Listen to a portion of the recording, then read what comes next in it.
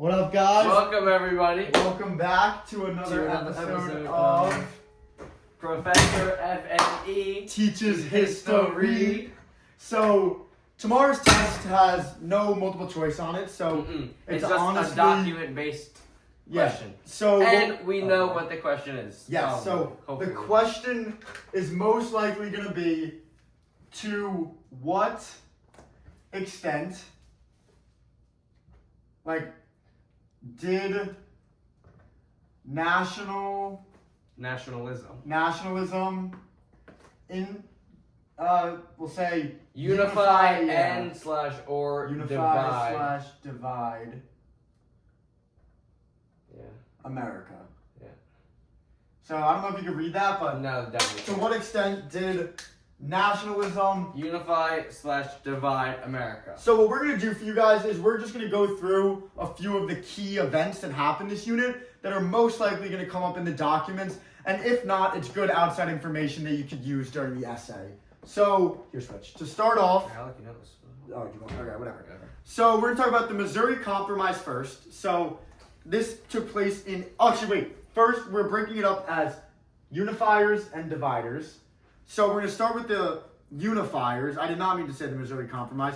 We're going to start with the Louisiana Purchase. So we did learn this a while ago, so I don't think it will come up, but it's good to know what happened.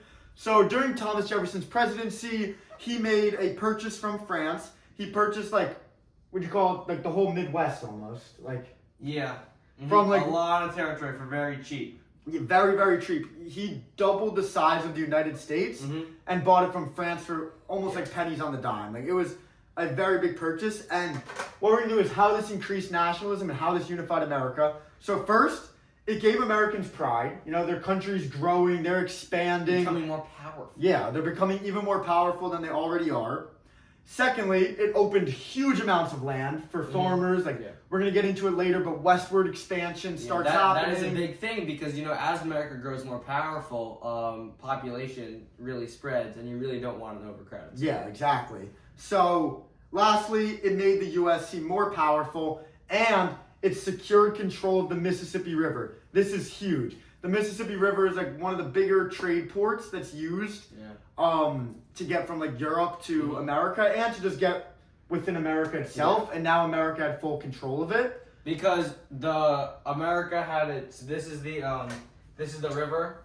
America had it on this side. France had it on this side. But France sold this territory to America, so now America has the whole thing. Has the whole thing. So if there would be an eraser, so it's really just it gives them complete control of everything. So they don't really have to compete within their continent anymore. Exactly. It just boosted the economy and many other things. So next, we're going to get into the War of 1812. So, I don't remember this. You just read it. This is under James Madison. It was another unifying force because Americans felt like they stood up to Britain again. Basically, what happened is America and Britain got into a little scuffle. The natives were involved a little bit. Natives were crushed. So that's not really relevant unless you're treating it towards the natives' perspective. But this document-based question will not be based on the natives' perspective.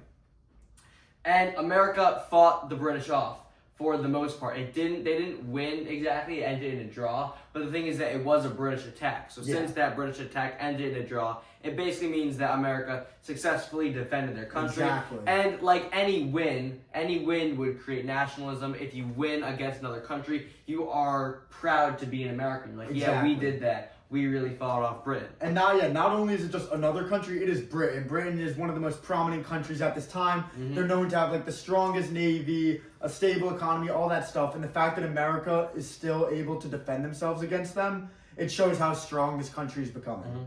And one particular battle in that doesn't really have to do with unification as much. It has to do just with later events and later politics in American history. Andrew Jackson became a national hero after he fended off the British in New Orleans. Yeah, so that kind of started Andrew Jackson's popularity. Yeah.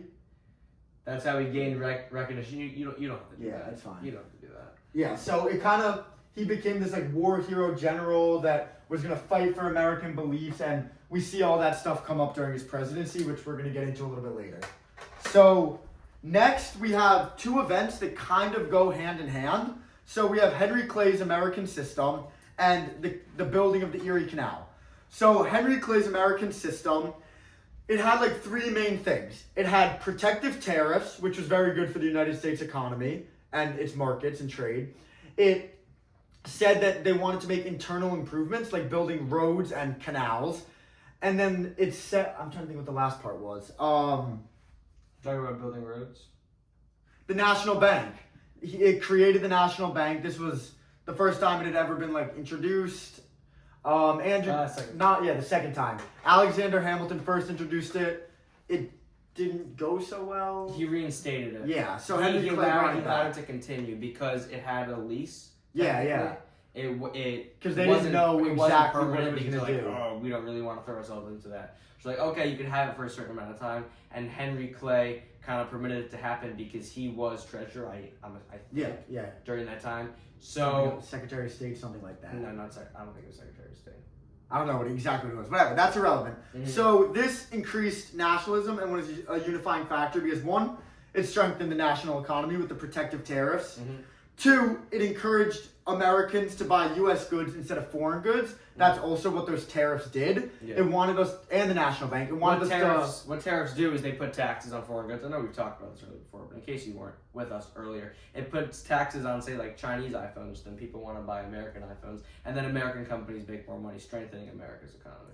Yeah, so then this connects to the Erie Canal, because the Erie Canal was one of those building projects. So the Erie Canal connects, like, the top left of New York, like in upstate New York, to the Great Lakes in Michigan. So the reason this canal is so significant is because it connected the north and the newly expanded west. Yeah. It really unified America. Interconnectedness is a Exactly. really big thing here, and that's not just with the Erie Canal. There's a bunch of different parts in Clay's American system. For example, many infrastructure projects were carried out. He built roads connecting the newer western cities to the more powerful eastern ones, so the western cities were able to grow. And America it became more unified, like physically through these roads. Exactly. And then in people's minds, it also became Not unified. only was like transportation of goods easier, but also transportation of ideas, which kind of leads us into this next part, which is the Second Great Awakening. Okay, yes, that's a religious part. So, a lot of things happened during the Second Great Awakening, and these were mainly unifying forces. A couple, I wouldn't say dividing forces, but a couple negative things came of this. So, the Second Great Awakening, it was a religious revival movement that spread across the U.S. It brought large groups together because, again, when you have a lot of passion towards Christianity, what the Second Great Awakening did is it had more passion towards Christianity. It created different religious groups. Let's get some context. So, I don't know if you guys remember all the way from Global 9, but all the way back there with Mr. Quigley. My dad's home. Fun fact. What was it saying? So the Protestant Reformation, Martin Luther, he creates Protestantism, he breaks away from the Catholic Church, and eventually this spreads to America, and the Second Great Awakening starts in New York, which is another big part, which is how we're trying to connect all these things so you could do that in your essay. So the Second Great Awakening started in New York, and then was able to spread to the west because of the Erie Canal and the other roads. That's nice. Oh, sorry. Here, go ahead. Okay. What was that one group called? The Christian group? The Protestants? What? The Mormons, the Protestants. The Mormons. Yeah. Mormons. So that was an example of not a very positive thing because Mormons are kind of crazy. I'm sorry if there are any Mormons out there watching. But Dale Kent is a practicing Mormon. I thought he was Native American. I don't know, he's a practicing Mormon. All right, continue. Anyway, Hudson and Josh aren't watching this. Yeah. So. No, Josh is. Oh, really? All right, whatever, just go. All right, sorry. Little off track there. So, what was I talking about? Oh yeah, so Mormonism, they kind of went a little crazy because when you have like all this religious zeal, which is really just really deep pride in something, it kind of alters your mind. We saw this with the Salem witch trials on how Puritans really became crazy because of their devout studies. But yeah, their morals were skewed a little bit, and it kind of disconnected Mormons from the rest of America, which was a dividing force. But it was mainly unifying because Christians, like a goal of Christianity is to help up other Christians, Exactly. and that kind of community bond was able to become an American community bond. Yeah, so with the Second Great Awakening, it really expanded westward pretty strong. But the thing is, there was no churches or buildings or anything in the West, which is when, again, Clay's American system comes back, internal improvements, people were building stuff such as churches, which relates to the Second Great Awakening, the spread of religion. So also there's a lot of like good morals that come to Yeah, religion. I know I 100%. talked about the negatives first, which wasn't really just, but like the teachings that were taught during the Second Great Awakening is like it gave rights to women, other minority groups, because in the Bible it says everyone should be equal. So it kind of contributed to equality, which contributed to the unity of America. and then the last unifying factor is the market revolution. So the market revolution is like the big economic shift in America, where they kind of go, they didn't have like This exactly is an the Industrial agricultural Revolution, by the way. Yeah, This is exactly. America's Industrial Revolution. If you want to kind of connect it to Britain, because we did go really in depth with the Industrial Revolution in Britain last year in Global 10. It's kind of similar. Like you get more industrial. There's like a growth of factories, and transportation and communication is much easier. Again, we talked about Clay's American system and the Erie Canal and all these roads, but also different things like the steam engine. We're talking about the War of 1812, when the Mississippi River became 100% American property. With the Louisiana Purchase. the Louisiana Purchase. Sorry, with the now the Mississippi River is completely American, and because of the steam engine, steamboats can be made. And usually, what happened is that you could only go downriver, and then you'd have to go back up someplace else. But now with the steam engine and a steamboat, you could traverse the river both ways, which really helps a lot. Yeah. And you could go like in still water and all that kinds of stuff. So all these things increased nationalism in a unifying way, but at the same time, there were a lot of events that promoted nationalism in a dividing way. So the first one that we're going to talk about is the Missouri Compromise. Okay, so the Missouri Compromise, we know that at this time, slavery is a hot topic and creating a lot of tension. Well, you're going to make it red? Yeah. That's a great idea. So I was thinking now, no, I'm kidding. So basically, the North is very big on having freedom. They're mainly abolitionists. They want to get rid of slavery because it doesn't affect them, and they think it's morally wrong. Meanwhile, even if the people in the South don't necessarily think it's morally right, it has such a big impact on their lives and the economy that they weren't willing to budge. So, the Missouri Compromise. Missouri wanted to be entered as a state. Maine wanted to be entered as a state, but that would throw off the equal number of free states and slave states. So what they did is, by adding Maine, they wanted to even it out by also adding Missouri to America. Missouri as a slave state, because it's like more towards the south. And then Maine as a free state, because it's towards the north. So the Missouri Compromise itself... It also added a line. Yeah, exactly. What was it called? A line of demarcation, which... Yeah, right? The line had a bunch of numbers in it. Oh, yeah, no, where it is. It's a 36... Slavery 60, banned north of the 3630 line. latitude line. Yeah, so this was a really dividing factor because it literally drew a line in America saying, this is one part of America that has these set of laws, and this is another part that has these set of laws. And that's very dividing. It's very dividing. It was initially kind of positive because it was a compensation. Yeah. So both groups could get what they wanted a little bit, but it ended up, actually physically dividing the nation, which is really bad. Okay, and then the next thing, I'll talk about this one and then you'll do the next two. Okay. Okay, so the election of 1828, this is the election where Andrew Jackson was elected against John Quincy Adams. So in the election of 1824, John Quincy Adams beat Jackson because of the corrupt bargain where Henry Clay... Corrupting quotes. Henry Clay selected Adams as the president because it was a very close race, so it went to the House of Representatives, 1828. And then Jackson was a little bit outraged because he felt that this was corrupt. So when he came back in 1828 after being this war hero, he came in with a strong campaign, and he was so big on the common man. He's literally called the king of the common man. Yes, he was a common man. He was a poor boy in, I don't know, wherever he was from. Yeah. So the thing about this election is that Andrew Jackson was very wealthy and anti-institution and aristocrat. a lot of the But stuff that have been. he was also anti-Indian and Yeah, of anti-slave and all that stuff. The common man in this case is not like a poor person. Yeah. It's a white man. Yes, it's usually like a white Western Southern farmer. So the thing is, this split America into the people that Jackson really supported, such as the common men, and then the people that John Quincy Adams supported, such as like the elitists and the wealthy. So it kind of it divided America even more. Yeah, this is an example of political division. Yes, and Jackson himself was like you could say he abused his power a little bit or used it to its full extent. Used it to its full extent. Yeah, and that upset a lot of people. So it just created even more division. Yeah. So the next event is the veto of the National Bank, which Andrew Jackson vetoed. Yes.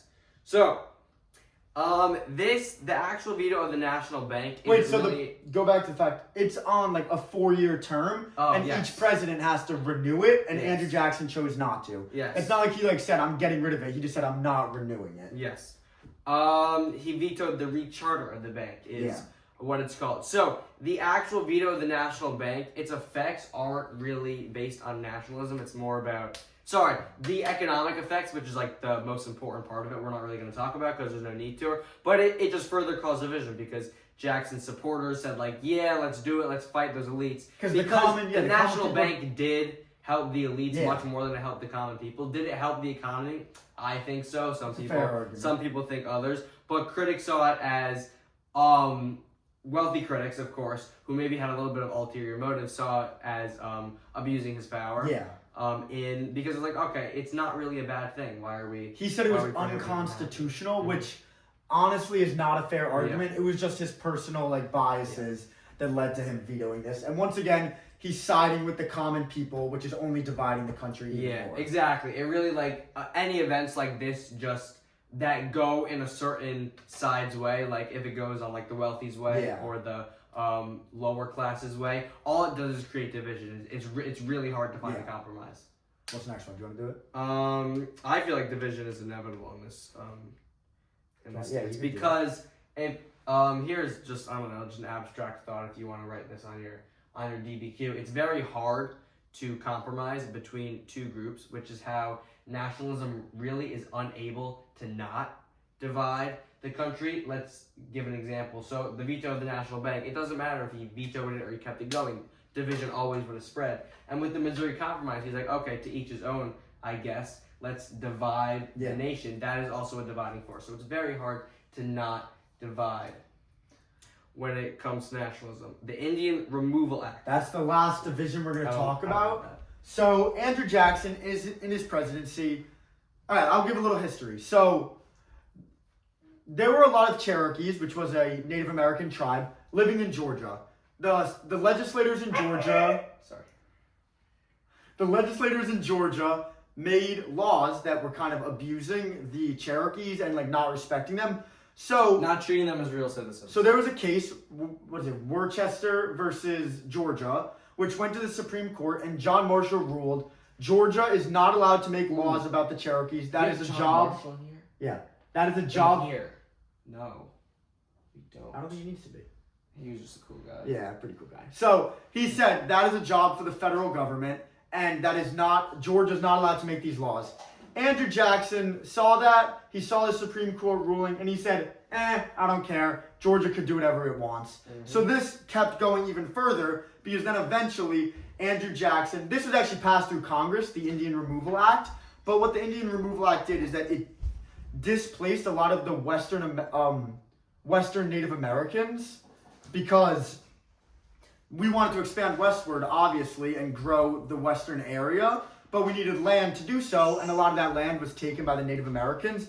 So what this did is it sent them even more west on what was called the Trail of Tears, where about 15,000 Cherokees were displaced from their homes, and about 4,000 died. So this was not Jackson's greatest moment, and not only did it cause division between Americans, because some felt it was very unjust, and some felt it was just, but it also created division between Native Americans and Americans.